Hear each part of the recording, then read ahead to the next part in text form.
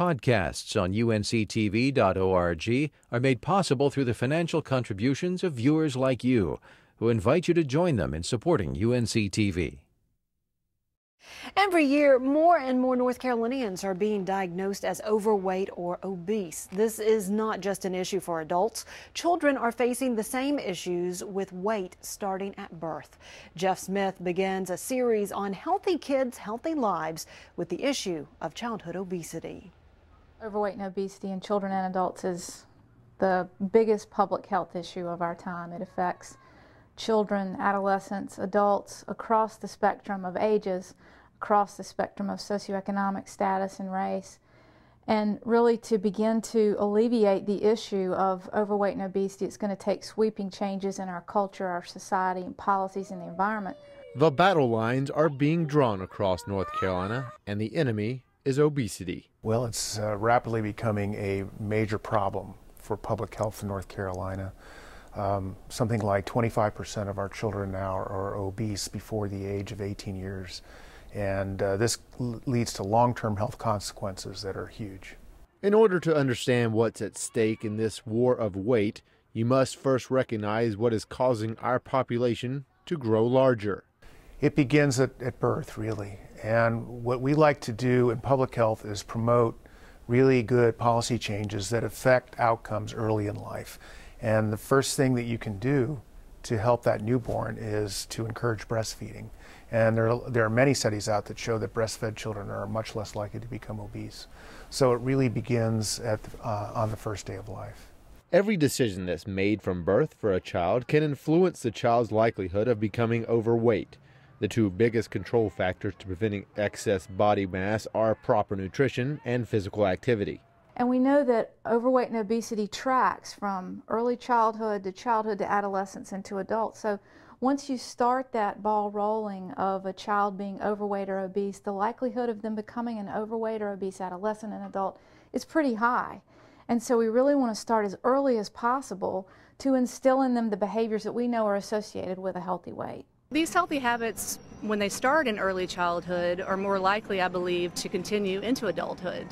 And so, I have a 3-year-old who gets very excited about eating healthy foods, about trying new things, about being active on our playgrounds. He enjoys these activities, he shows excitement, and I feel as he gets older that he's just going to continue to show excitement about eating well and staying active.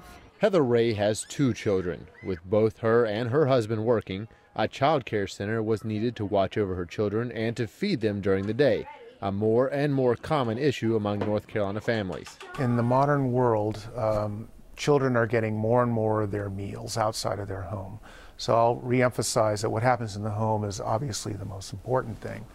But as they get out in the world in child care and they're getting breakfast and lunch, we're again through policy change encouraging more nutritious foods be served at child care settings. This is now in the pre-kindergarten age groups, children usually 0 to 4, that they get at least 5 helpings of fresh fruits and vegetables per day as an example.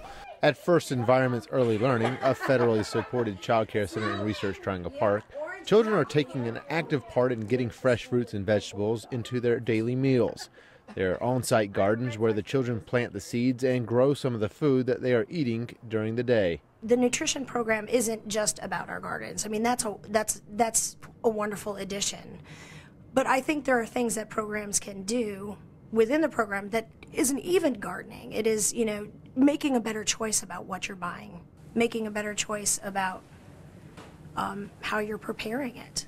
I think that is one place that a smaller program could certainly start. The gardens are not just a great way to improve nutrition at this child care center. The crops give the children activities to be active mentally and physically throughout the year. We do go in the classroom and have projects with the kids where they're exposed to the prepping of the product and washing it. And I mean, they don't do all of it. They'll just do a small portion of it just so they get the idea of what is involved in getting fresh food ready.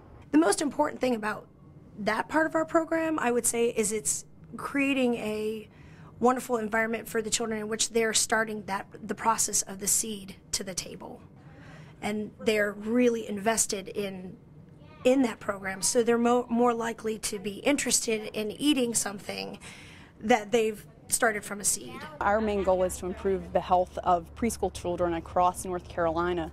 So increasing awareness of nutrition and physical activity is really going to be the beginning, and I think it's already out there. I mean, like I said, there's already institutions, daycare institutions, that are making nutrition and physical activity changes in North Carolina, and those are only going to just give other institutions ideas on how to be creative and implement similar changes to their facilities. So, hopefully these healthy habits that we're trying to instill in children early on will carry out through adulthood. Meredith Dolan is working on a federal grant project that focuses on kids eating and exercising based on the North Carolina Eat Smart, Move More program. The project is aimed to find ways to change the overweight and obesity issues in children.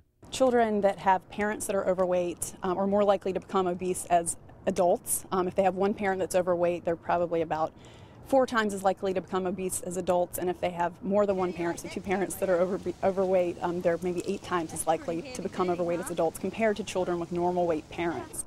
So it's very important to instill some of these healthy habits early in life to really just make it a part of their lifestyle, as opposed to changing habits later on down the road when it's much harder to change your eating habits and physical activity patterns. There's a major disparities in obesity, and some of our recent statistics show both in children and adults that this is becoming more and more of a health disparity, affecting more of our minority populations, both African American and Hispanic, with higher obesity rates, higher type 2 diabetes rates than white people as a comparator. But also there are socioeconomic differences as well, and poorer families tend to be more obese than wealthier families. Physical activity is the second major factor that must be addressed to overcome the obesity epidemic.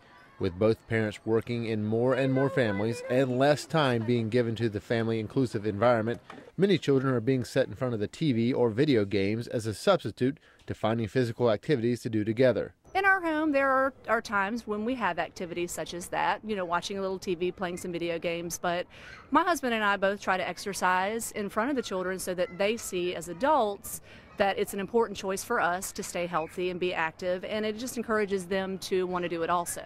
For families who feel it's difficult to be active, it's never too late to start. After all, the benefits are for the entire family. I think the key is to start small. Just get out there for a short time to begin with, to try some activities with your children. You might not be able to go take a 30-40 minute walk, but just make the effort to get out there and make a short attempt. Then the next day it might be a little bit longer and a little bit longer, just to start small and take baby steps along the way. And I think everybody can make some changes that way. State officials say this is not a problem that will go away on its own. Dr. Engel believes all North Carolinians will pay for ignoring this issue, with more obese and overweight people ending up needing medical help. A lot of these kids actually go on to develop type 2 diabetes, often before they finish high school. This was never seen before. This is the type 2 diabetes that we usually associate with adults, particularly adults as they get older. But the combination of obesity and type 2 diabetes is leading to rapid increases in heart disease and stroke and other vascular complications.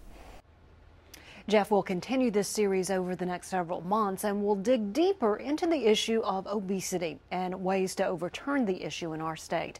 To learn more, log on to unctv.org/NC Now. We have a special section for healthy kids. Podcasts on UNC-TV.org are made possible through the financial contributions of viewers like you, who invite you to join them in supporting UNC-TV.